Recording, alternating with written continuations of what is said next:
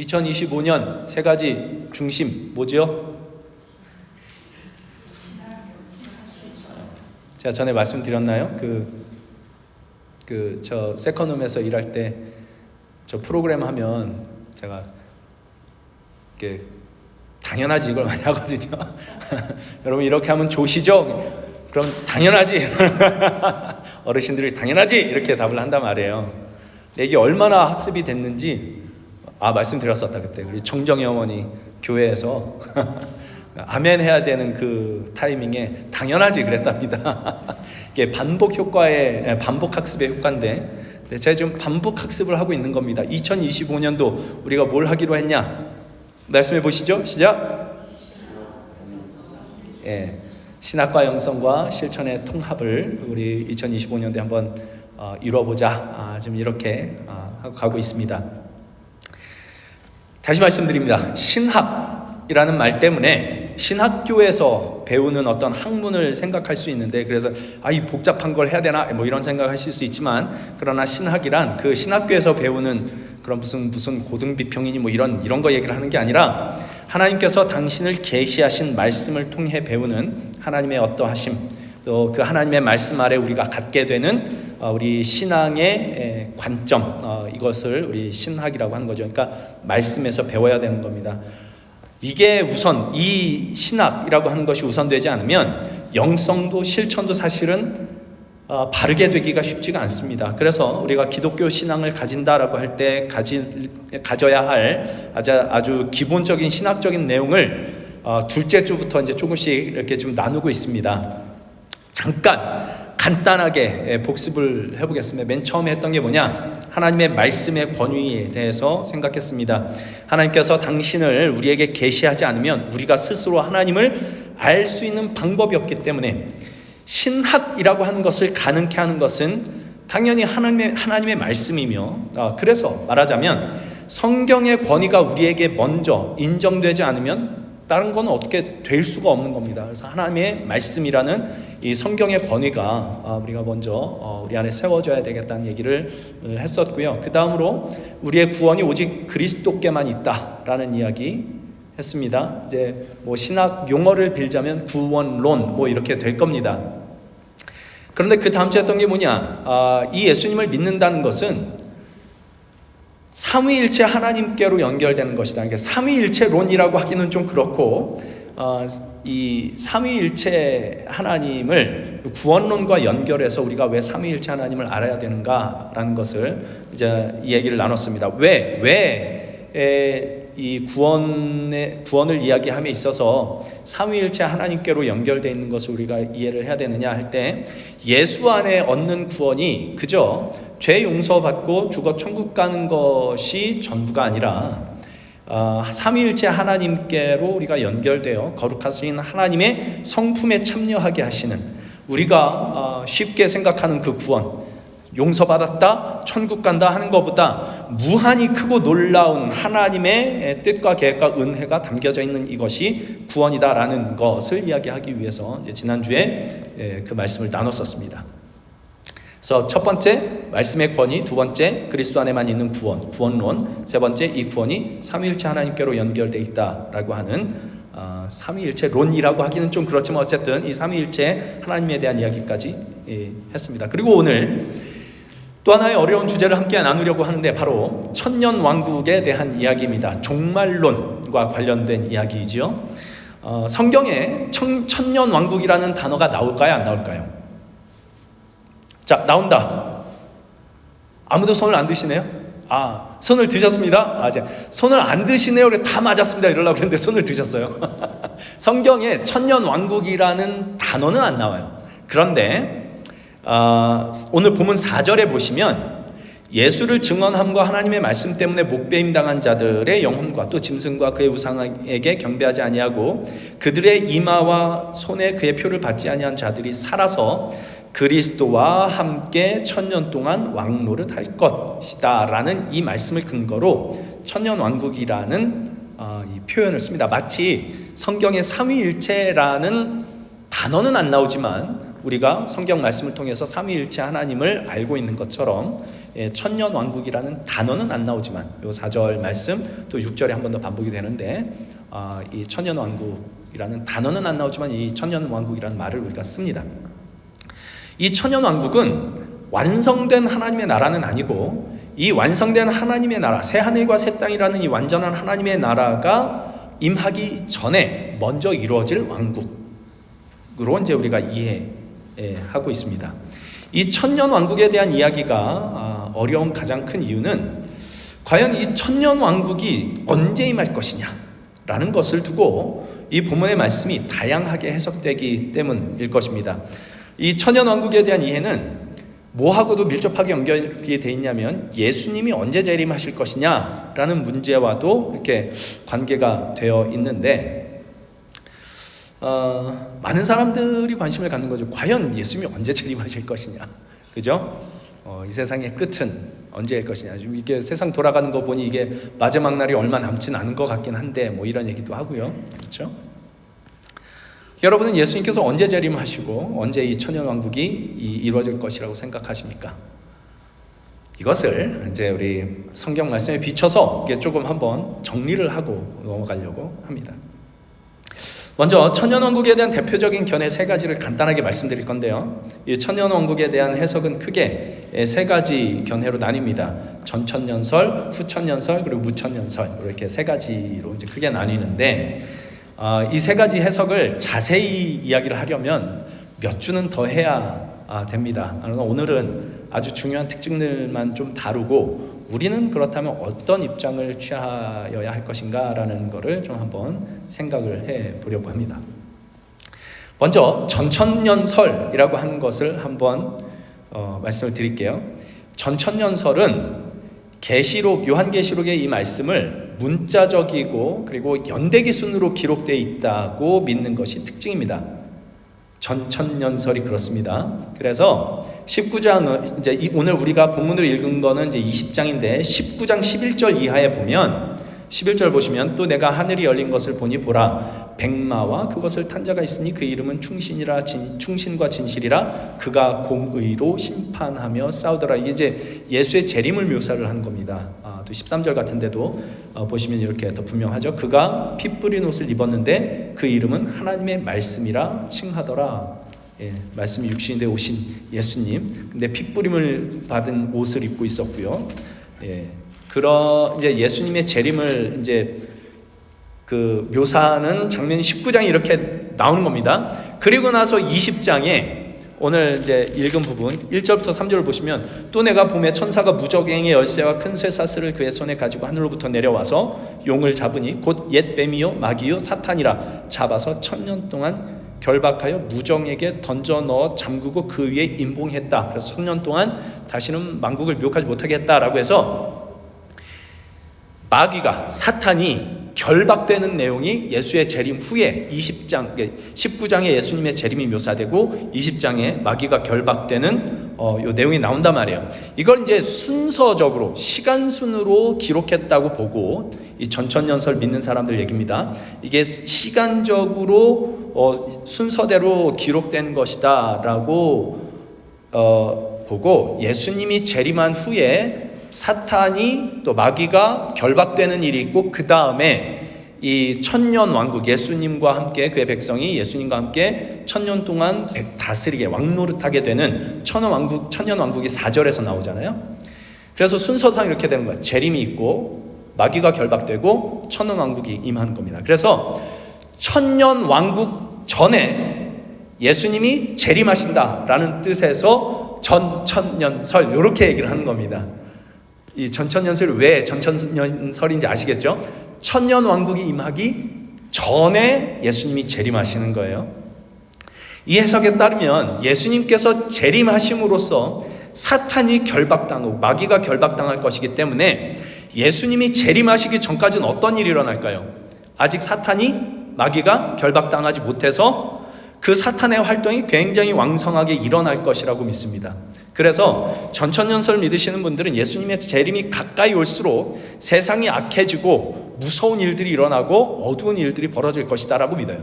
그러니까 우리 보통 이제 세상에 일어나는 이걸 보니 예수님께서 재림할 때가 됐다라고 얘기를 하는 이런 식의 표현은 대체로 어디에 속한 사람들이 하는 얘기냐? 전천년설을 믿는 사람들이 하는 얘기더라. 이해가 되시죠? 그러니 이런 믿음을 가진 분들의 신앙 자세는 대체로 뭐냐면 결단력입니다. 결사가고 믿음을 지키는 것. 세상과 타협하지 않고 이 악해지는 세상에서 내가 믿음을 지키겠다. 이 결단력. 이게 이제 이 전천년설을 믿는 분들의 대체적인 신앙의 자세가 되고요. 반면에 후천년설은 전천년설이 왜 전천년설이라고요? 천년왕국 전에 예수님의 재림이 있기 때문에 전천년설이에요. 그럼 후천년설이 뭘까요? 예수님의 재림이 천년왕국 후에 있을 것이다 라고 믿습니다. 그래서 이거 후천년설이라고 그래요. 그래서 계시록의 말씀이 연대기 순으로 쓰인 것이 아니다. 뭐 이렇게 생각을 하고 이제 좀 상징적으로 이해를 하죠.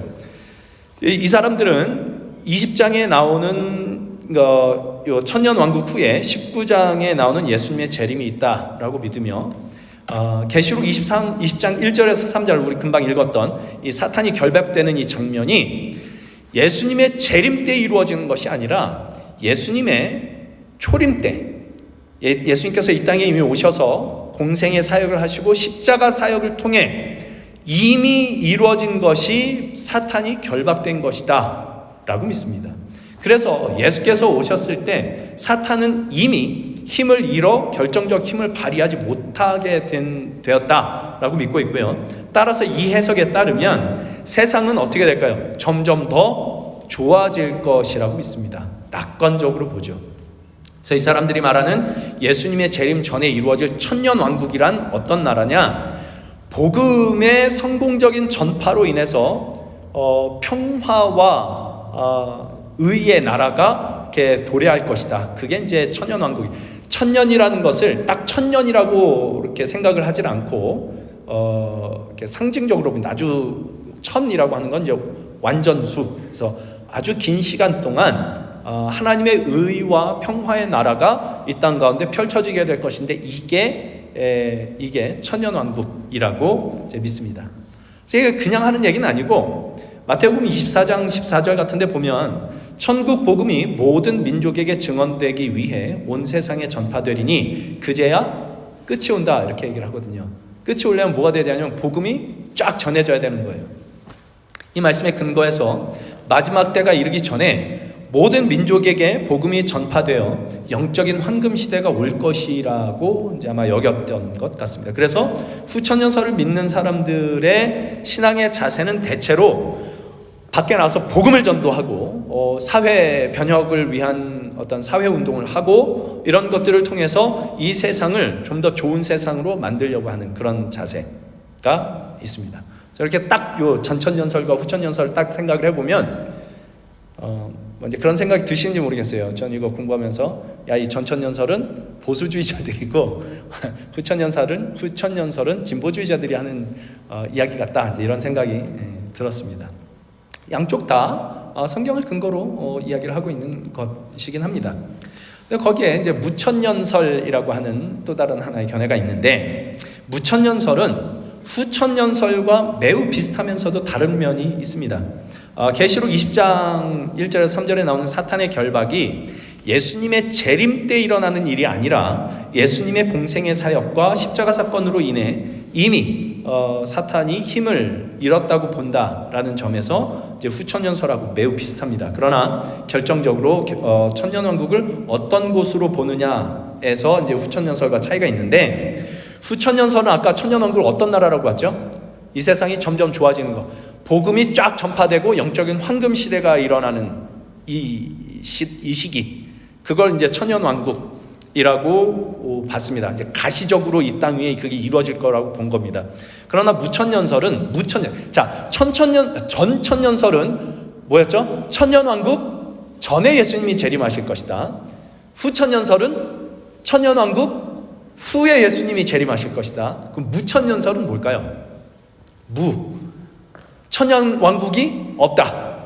아닙니다. 천년왕국이 있어요. 천년왕국이 없다고 보는 것이 아니라 지금 전천년설이나 후천년설이 보는 그런 식의 가시적이고 아주 문자적으로 보이는 그런 천년왕국이 아니라 이 천년왕국은 어떤 상징이라고 이제 보는 겁니다. 그래서 이제 무천년설이라고 하는데, 그래서 이 무천년설은 후천년설이 생각하는 것처럼 복음이 쫙 전해지고 세상이 좋아지고 이런 것은 아니고, 세상엔 여전히 선과 악이 공존하고 있지만 성도들의 삶과 그 마음과 교회 안에 그리스도의 통치, 그리스도의 다스리심이 이루어진다면 그것이 바로 천년왕국이다라고 믿는 겁니다. 굉장히 상징적이죠. 그래서 무천년설을 믿는 사람들은 바로 지금 예수님의 십자가 죽으심과 부활 승천 이후에 예수께서 다시 오시기 전까지의 요 기간을 교회 시대라고 하는데, 요 시대에 이미 우리는 천년 왕국을 살고 있다. 요 교회 시대 전체가 천년 왕국이다 라고 믿습니다. 자, 이 교회 시대가 다 지날 때쯤 되면, 즉 이 천년 왕국의 시간이 다 지날 때쯤 사탄이 옥에서 한번 풀려나요. 이게 이제 20장 7절 이하에 나오는 얘기인데, 그래서 뭐 곡과 마곡, 이제 아마 하나님의 대적을 상징하는 대표적인 이름들입니다. 이 곡과 마곡이 하나님 앞에서 마지막 발악을 하고, 이때 예수께서 재림을 하십니다. 그래서 완전한 승리를, 마지막 발악을 하는 이 사탄과 그 곡과 마곡의 이 반란을 예수께서 완전히 밟아 이기시고 완전한 승리를 이루실 것이다. 그래서 예수께서 천년 왕국 후에 재림하신다라는 면에서는 또 이 후천년설을 하고 어느 정도는 또 같습니다.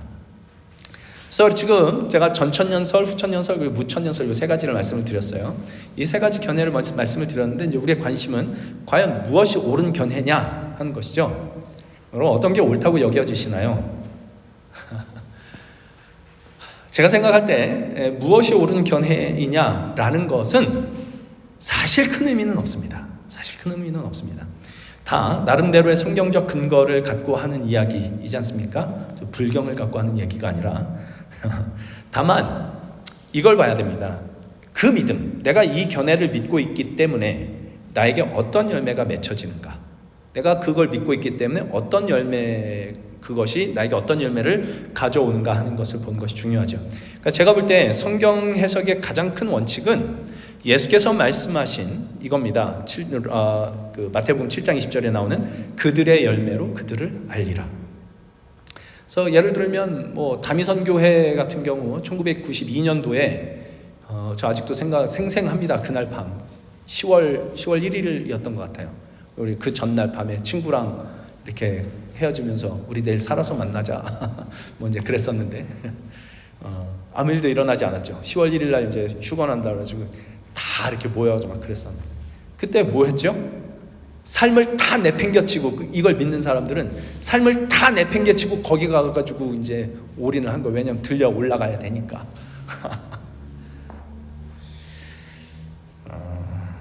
그러니까 이제 이 휴거 이야기는 이제 이따 우리 밥 먹으면서 해도 되고요. 나중에 한번 따로 하면 좋을 것 같긴 해요. 이제 휴거는 이 전천년설의 한 분파에서 하는 이야기입니다.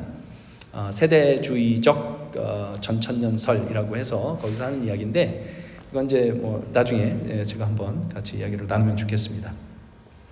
네, 어쨌든 이 성경을 보면 어떤 건 굉장히 명확하지만 어떤 건 굉장히 모호한 말씀들도 있죠. 때로는 우리가 성경을 몇 번 같이 이렇게 반복해서 보다 보면 되게 명확하다고 생각했던 게 모호하게 느껴질 때도 있습니다.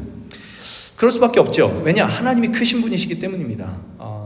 우리가 하나님을 다 알 수가 없습니다. 그래서 우리 성령의 능력을, 성령의 도우심을 우리가 늘 구하는 마음으로 하나님의 말씀 안에서 하나님의 뜻을 알기 위해 애써야 되는 게 우리가 해야 될 일이고, 그래서 이렇게 모호할 때, 하나님의 말씀을 보는데도 모호할 때, 그때 우리가 봐야 되는 건 우리의 열매입니다. 예수께서 말씀하신 대로 그들의 열매로 그들을 알리라. 이게 나오는 거거든요. 그래서 예수님께서 어떤 열매를 보냐? 예수님께서 이제 답하신 거, 한 율법사의 질문에 답하신 거. 율법사가 무슨 질문을 했죠? 가장 큰 계명이 무엇입니까? 이 질문을 했습니다. 이것에 대한 답이 뭐였습니까? 예수님의 답이. 첫째는 내 마음을 다하고 뜻을 다하고 목숨을 다하고 힘을 다해서 주 너의 하나님을 사랑하라. 이게 크고 첫째 되는 계명이요. 둘째는 이와 같으니, 둘째도 그와 같으니 내 이웃을 내 몸과 같이 사랑하라. 그리고 한마디를 덧붙여요. 이것이 온 율법과 선지자의 강령이니라 그래요. 온 율법과 선지자는 그때 당시에 갖고 있었던 성경을 이야기를 하는 겁니다. 성경 전체. 그러니까 성경 전체가 이야기하는 게 결국에 뭐냐? 하나님을 마음을 다하고 힘을 다하고 목숨을 다하고 뜻을 다해 사랑하고, 이것만큼 똑같이 이웃을 내 몸과 같이 사랑하는 것으로 나와야 된다. 이게 성경 전체가 가르치는 것이다 라고 얘기를 하는 것이죠. 그러니까 우리가 이 요한계시록 20장뿐만 아니라 뭐 이제 다니엘서도 보고 이제 그걸 이제 묵시문학이라고 하는데, 이제 마지막 때에 대해서 이제 비밀스럽게 어떤 묵시문학의 장르를 가지고 이렇게 신비롭게 풀어낸 성경들을 이야기를 하는데, 그런 걸 보면서 이 예수님이 언제 강림하실 것이냐? 그걸 우리가 계산해서 언제쯤 오실 거니까 이걸 잘 계산해서 그때를 기다릴, 이런 건 없습니다. 성경에 이렇게 하라는 건 없어요. 그러니까 너희가 주님 나라 들어갈 준비를 하라고는 해요. 그 준비는 다 뭔가요? 준비는 뭐예요?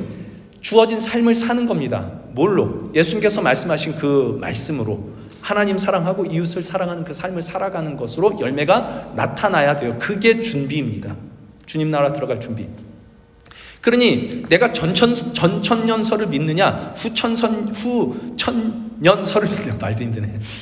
전천년설을 믿느냐, 후천년설을 믿느냐, 무천년설을 믿느냐가 중요한 게 아니라, 내가 그 중에 어떤 견해를 믿음으로 해서 그걸 믿었기 때문에 내가 하나님을 더 사랑하고 이웃을 더 사랑하게 되었느냐 하는 것을 봐야 된다는 얘기죠. 내 삶이 그런 삶으로 인도함을 받고 있느냐, 이걸 봐야 되는 거예요. 그래서 이런 이야기를 할 때 가장 큰 문제는 뭐냐면, 내가 믿는 것으로 인해서 다른 모든 것들을 배척해버리고 갈라치게 하고 분리하는 것입니다.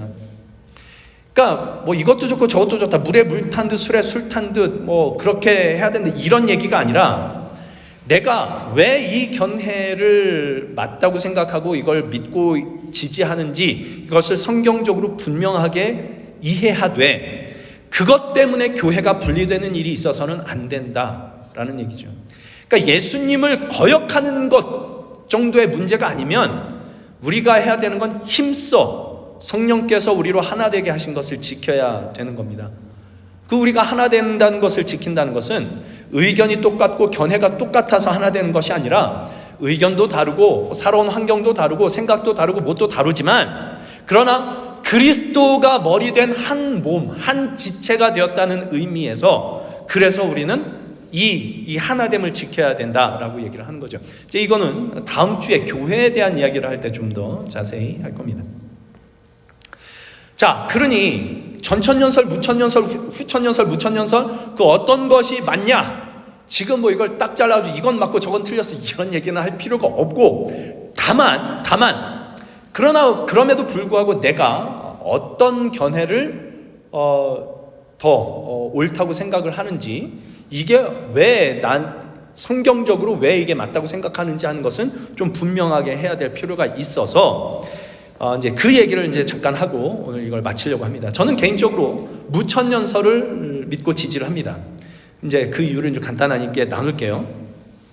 우선 이 후천년설과 공유하고 있는 내용이 있었죠. 무천년설이 뭐였죠? 아까 20장 1절에서 3절에 마귀가 결박된 것, 사탄이 결박된 것, 이것은 예수님께서 재림하셔서 이루실 일이 아니고 예수님의 공생의 사역과 십자가 사역에서 이미 이루어진 일이다 라고 한 걸 이제 후천년설과 이제 공유하고 있는데, 제가 생각할 때 이게 성경이 많이 이렇게 증거하고 있는 내용입니다. 성경은 예수님께서 이 땅에 처음 오셨을 때 처음 오신 그 이유를 뭐라고 하냐면, 마귀를 멸하시기 위함이라고 말씀을 하시거든요. 히브리서 2장 14절 15절입니다. 자녀들은 혈과 육에 속하였음에 그도 또한 같은 모양으로 혈과 육을 함께 지니심은 죽음을 통하여 죽음의 세력을 잡은 자 곧 마귀를 멸하시며 또 죽기를 무서워함으로 한평생 매어 종노릇하는 모든 자들을 놓아주려 하심이라. 예수님은 마귀를 멸하여 마귀에게 종노릇하는 자들을 놔주시기 위해 오신 겁니다. 그러니까 이게 재림 때 오셔서 할 일이 아니고 처음에 예수께서 이 땅에 오신 이유가 그거였다고요. 그 일을 뭘 통해서 했다고 그랬죠? 죽음을 통하여. 여기 14절 다시 보시면 자녀들은 혈과 육에 속하였으며 그도 또한 같은 모양으로 혈과 육을 함께 지니심은 죽음을 통하여 죽음의 세력을 잡아서 곧 마귀를 멸하시기 위해서 그 일을 하셨다고 얘기를 하죠. 그러니까 십자가를 통해서 그 일을 하십니다. 그러니까 이 이야기를 예수님도 직접 그렇게 하셨어요. 마태복음 12장 같은 데 보시면 예수께서 귀신을 쫓아낸 일에 대해서 예수님 귀신을 쫓아냈는데 이게 이제 바리새인들이 예수님을 대적하는 자들이 이거 얘가 귀신의 왕 바알세불을 힘입어 하는 이야기다 하는 일이다 라고 얘기를 하자 예수께서 무슨 말씀을 하시냐면 야 같은 편끼리 싸우면 거기가 어떻게 그 집이 세워질 수 있겠냐.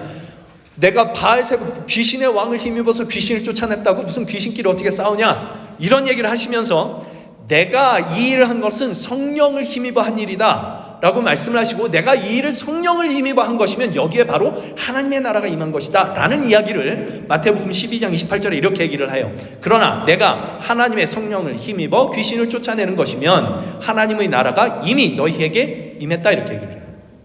그리고 29절에 이어서 뭐라고 얘기를 하느냐. 사람이 먼저 강한 자를 결박하지 않고서야 어떻게 그 강한 자의 집에 들어가 그 세간을 강탈하겠느냐. 결박한 후에야 그 집을 강탈하리라 이렇게 얘기를 한단 말이죠. 그러니까 예수님께서 재림하실 때 하실 일이 아니라는 거예요. 지금 이미 오셔서 하신 일이 이거란 얘기죠.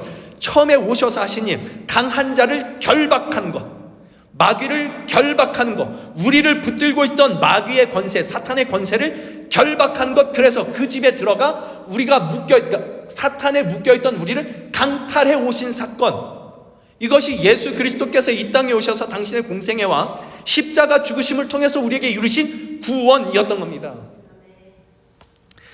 그리고 그걸 뭐라 그랬다고요? 아까 28절에선 내가 성령을 힘입어 귀신을 그렇게 쫓아낸 거, 그거 한 일이 뭐냐? 마귀를 결박하고 이거를 끄집어 온 거예요. 근데 그게 하나님의 나라가 임한 것이다 라고 얘기를 한단 말이죠. 오늘 본문 1절에서 3절에 나오는 옛 뱀이요 마귀요 사탄을 1000년 동안 결박했다라는 것이 예수님이 재림하실 때 일어날 일이 아니라 예수의 십자가로 이미 이루신 것이라는 얘기고요. 이 1000년이라고 하는 것은 예수님의 십자가로 이미 시작된 거라 얘기죠. 무천년설은 마귀를 결박한 일, 그래서 하나님의 왕국이 시작된 일, 천년 왕국이 예수의 오심으로 이미 시작되었다라는 것을 믿는 겁니다. 그리고 예수 믿는 자는 지금 천년 왕국에서 그리스도와 함께 왕노릇을 하고 있다고 그러죠. 6절에서는 이 예수 믿는 자들이 왕노릇을 할 뿐만 아니라 그 앞에 무슨 얘기도 나오냐면 하나님과 그리스도의 제사장이 되었다는 얘기도 나와요. 베드로전서 2장에 나오는 얘기죠. 베드로전서 2장 9절. 그러나 너희는 택하신 족속이요 왕같은 제사장들이요 거룩한 나라요 그의 소유가 된 백성이다. 그러니까 왕같은 제사장, 이게 이제 그리스도인을 지칭하는 말입니다. 왕같은 제사장이라고 나오지만 실제로 이제 원어를 좀 더 정확하게 얘기를 하면, 풀어 얘기를 하면 왕이자 제사장이라는 뜻입니다. 그것이 예수 믿는 자들의 정체성이라고 얘기를 하는 거죠. 예수께서 재림하실 때 왕이 되고 예수님께서 재림하실 때 제사장이 되고 하는 일이 여기에 일어나는 것이 아니라 이미 예수 그리스도의 공생의 사역과 십자가 사역으로 구원 얻은 우리에게, 하나님의 백성된 우리에게 일어난 일이 뭐냐? 우리는 왕이 되었고 제사장이 되었다는 얘기인 겁니다. 이게 성경이 주장하는 것이고 무천년설이 믿는 바인 겁니다. 자, 이제 문제는 뭐냐? 이게 이제 우리한테 잘 와닿지를 않는다는 거죠. 왕노릇한다 그러면 좀 왕이면 좀 어때요? 좀 폼이 나야 될 거 아니에요. 왕 같은 폼이. 뭘 해도 좀 잘 되고 그래야 될 것 같은데, 그리스도와 더불어 왕노릇한다고는 하는데 현실은 왜 이런가 싶은 현실을 우리가 살고 있다는 거죠. 그러니까 여기가 사실은 후천년설과 좀 다른 부분인 겁니다. 후천년설은 그리스도의 사역 때문에 가시적으로도 좋은 세상이 되는 게 천년왕국이라고 믿었다고 그랬죠. 근데 그렇지가 않습니다. 이거는 이제 그 1차, 2차 세계대전을 지나면서 이제 그 전에는 막 이제 그 기독교가 부흥하고 부흥기가 막 일어나니까 야, 진짜 이 복음이 이렇게 증거되면 괜찮아요. 그냥 피곤하면 주무시라고 하세요. 하나님께서 사랑하시는 자에게 잠을 주시는도다. 괜찮습니다. 주무세요. 자, 내가 무슨 얘기 하려고 그랬죠? 후천연설은 가시적으로 진짜 좋은 세상이 올 거라고 믿었어요. 근데 1, 2차 세전이 지나면서 그러니까 그 생각들이 많이 이렇게 쇠퇴가 됐어요. 왜냐하면 그 전에는 막 부흥하니까 야 진짜 예수 믿는 일들이 이렇게 일어나고 교회가 부흥하고 하면 도덕적으로도 사람들이 이렇게 잘 고치가 되고 세상이 참 좋아질 것이다라는 이 낙관론이 팽배했었단 말이에요. 근데 그런 와중에 1차 대전, 2차 대전이 일어나면서 세상이 완전 비극적인 일들이 이렇게 확 일어나 버리니까 세상이 이렇게 꼭 이렇게 좋아지는 대로 가는 건 아닌가 보다라는 생각이 들기 시작을 한 거죠. 그러니까 우리가 실제로 사는 삶만 봐도 그렇습니다. 우리가 사는 삶만 봐도 세상이 점점 더 좋아지는 것 같습니까? 아이고 그렇지가 않잖아요. 그러니까 예수 그리스도인의 천연왕국이 임한다는 것은 가시적으로 좋은 세상이 임하는 것이 아니라 우리가 그 선과 악이 공존하는 이 세상 속에서 하나님 예수 그리스도와 함께 왕노릇하는 이 점점 어두워지는 세상 속에서 왕노릇한단 말이에요. 그러니까 이제 이 그리스도와 함께 왕노릇하는 자리로 부름받았다는 이 사실을, 그리스도와 함께 왕노릇하는 천년 왕국이 시작됐다는 사실을 우리가 쉽사리 받아들이지 못하는 이유가 뭐냐면, 천년 왕국이 임하고 그리스도와 함께 왕노릇한다 그러면 세상이 좀 쫙 펼쳐지고 내 삶이 쫙 펴지고 이 시온의 대로가 쫙 열리고 삶이 형통해지고 평탄해지고 이런 일들이 있어야 될 것 같은데 그렇지가 않으니까, 그리스도와 함께 지금 천년왕국이 임했고 그리스도와 함께 왕노릇을 하고 있다라고 성경은 얘기를 하고 있는데 이게 쉽사리 우리에게 받아들여지질 않는 겁니다. 현실이 그렇지 않으니까. 그러나 성경이 왕노릇을 이야기를 하는 가장 큰 이유는 뭐냐면, 우리의 현실이 왕같이 된다, 세상이 이야기하는 왕같이 된다, 그래서 왕노릇한다는 얘기를 하는 것이 아니라, 우리가 얻은 구원은 예수 그리스도와 함께 죽고 예수 그리스도와 함께 살아 예수 그리스도와 함께 통치의 자리에 가게 된 것이 우리의 구원이다라는 뜻에서 그리스도와 함께 왕노릇한다라고 얘기를 하는 거란 말이죠. 에베소서 2장 1절에서 7절을 제가 한번 읽어드리겠습니다. 유인미래는 없어요. 그냥 잘 들어보세요. 우리가 얻은 구원이 이렇다라고 이제 바울이 얘기를 하는 거예요. 에베소서 2장 1절부터 읽습니다. 그는 허물과 죄로 죽었던 너희를 살리셨도다. 그때 너희는 그 가운데 행하여 이 세상 풍조를 따르고 공중의 권세 잡은 자를 따랐으니 곧 지금의 불순종의 아들들 가운데서 역사하는 영이라. 전에는 우리도 다 그 가운데서 우리의 육체의 욕심을 따라 지내며 육체와 마음에 원하는 것을 하여 다른 이들과 같이 본질상 진노의 자녀이었더니, 긍휼이 풍성하신 하나님이 우리를 사랑하신 그 큰 사랑을 인하여 허물로 죽은 우리를 그리스도와 함께 살리셨다 그러죠. 그리스도와 함께 살리셨다. 이거 잘 기억해 놓으세요. 좀 이따 이제 첫째 부활 이야기가 나올 때 이 얘기가 나와야 됩니다. 허물로 죽은 우리를 그리스도와 함께 살리셨고 너희는 은혜로 구원을 받은 것이라 또 함께, 누구와? 그리스도와 함께 일으키사 그리스도 예수 안에서 함께 하늘에 앉히신다 그래요. 예수님이 어디 계시는데요? 하늘 보좌 우편에 하나님의 통치를 대리하시는 분으로 앉아 계신다. 구원받은 자는 본질상 그리스도와 함께 그 자리에 앉아있는 존재다라고 얘기를 하는 겁니다. 이게 우리의 구원이라고. 그리스도와 함께 허물로 죽은 우리가 그리스도와 함께 살고 그리스도와 함께 일으켜지고 그리스도와 함께 하늘 보좌 우편에 앉아있는 것. 이게 우리의 정체성이라고, 구원 얻은. 이렇게 얘기를 하는 겁니다. 이게 그리스도와 왕노릇한다는 얘기가 이거예요. 우리의 삶의 형편이 왕처럼 되어진다는 얘기가 아니고. 그리고 5절에 이렇게 얘기를 해요. 그래서 이것이 첫째 부활이라 이렇게 얘기를 하죠. 그러니까 첫째 부활이 뭐라고요? 아까 에베소서에서 나왔던 거, 그리스도와 함께 허물로 죽었던 우리가 그리스도와 함께 살아난 거, 첫째 부활. 죽었던 우리의 영혼이 살아난 거예요. 그리스도 안에서 새 생명을 얻은 것. 이 첫째 부활에 참여하는 자들은 6절에 이렇게 얘기를 하죠. 첫째 부활에 참여하는 자들은 복이 있고 거룩하도다. 둘째 사망이 그들을 다스리는 권세가 없다. 첫째 사망은 뭔가요? 여긴 지금 둘째 사망이 우리를 건들지 못한대요. 첫째 사망은 뭘까요? 첫째 사망은 육신의 죽음입니다. 우리의 육신은 다 죽을 겁니다. 예수님을 믿어 육신은 다 죽을 거예요. 첫째 사망입니다. 그러나 둘째 사망이 우리를 어떻게 못합니다. 둘째 사망은 뭐길래?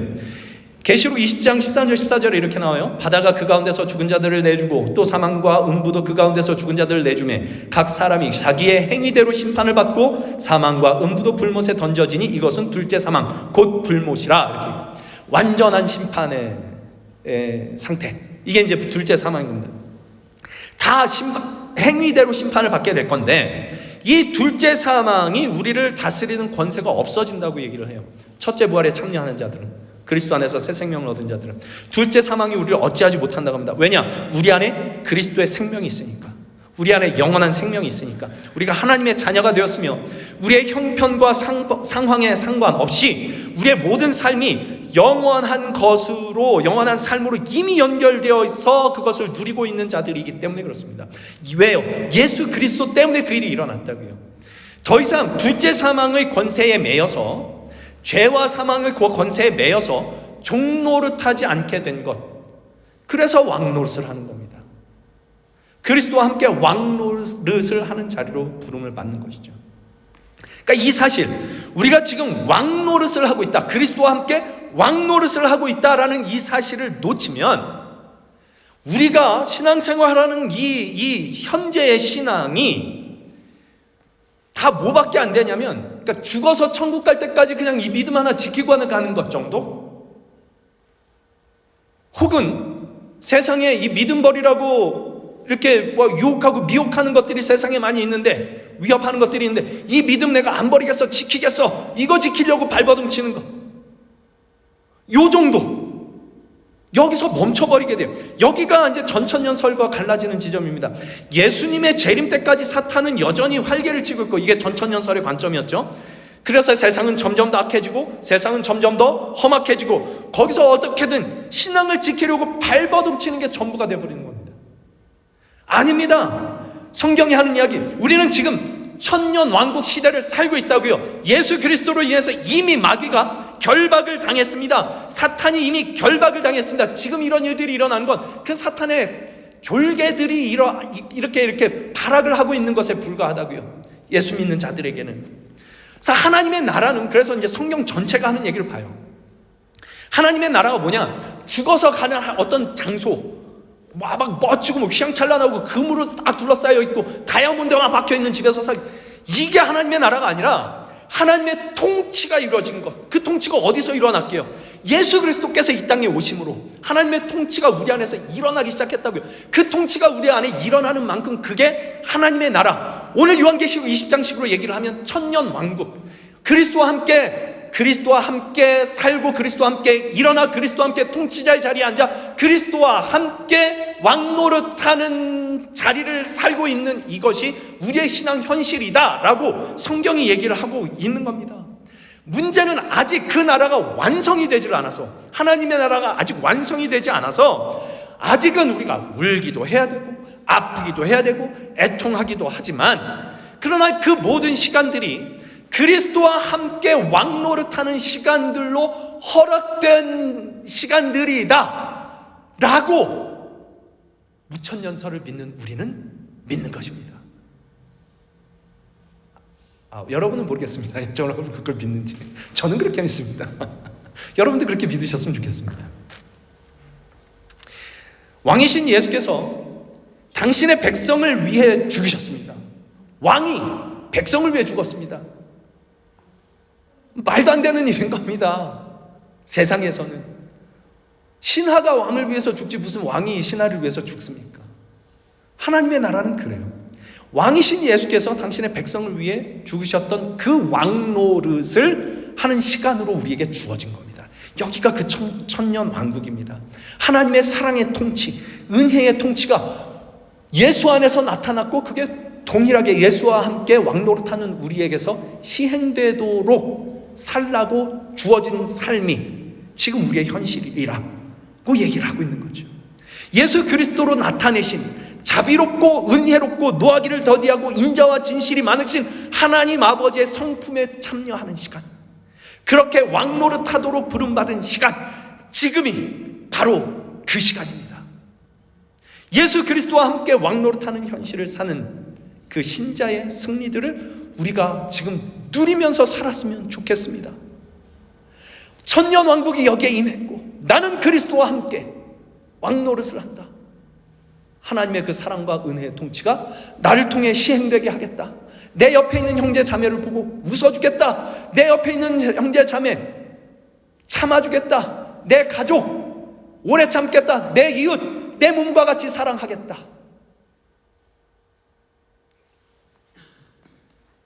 이것이 우리에게 허락된 천년왕국을 그리스도와 함께 통치하는 그 삶을 누리는 것일 겁니다. 그렇게 살 때 우리는 사람이 살면서 정말 중요한 게 의미라고 합니다. 의미. 그러니까 삶의 의미를 잃어버리면 그냥 죽는 것밖에 할 게 없대요. 돈이 많아도 아무리 높은 자리에 올랐어도 삶의 의미가 없어져 버리면 살 수가 없답니다. 그러나 아무리 힘들어도 아무리 괴로워도 내 삶이 의미가 있다고 느껴질 때 그 삶은 가치가 있어지고 살맛 나는 삶이 될 겁니다. 그러니 우리가 그리스도와 함께 왕노릇하며 산다는 그것이 사실은 괴롭고 힘든 일들이 우리에게 닥치는 일일 수도 있을지라도, 그러나 이것이야말로 내가 하나님께서 나에게 그리스도 안에서 허락하신 천년 왕국에서 그리스도와 함께 왕노릇하는 길이다라는 것을 아는 만큼, 그것이 나의 의미가 되어 내가 그 의미를 먹고 사는 만큼 우리는 힘들고 어렵고 고단한 삶 속에서도 기쁨과 즐거움과 감사를 갖고 살 수 있게 될 것입니다. 이것이 무천년설로 우리에게 하나님께서 허락하신 하나님의 은혜이며 우리의 삶의 그 복된 길인 줄로 믿고 우리에게 주어진 이 삶을, 이 천년 왕국을 우리 그리스도와 함께 통치하는 왕노릇하는 그런 사람들로 살아갈 수 있는 저와 여러분이 될 수 있기를 우리 주님의 이름으로 간절히 소망하는 것입니다. 함께 기도하겠습니다.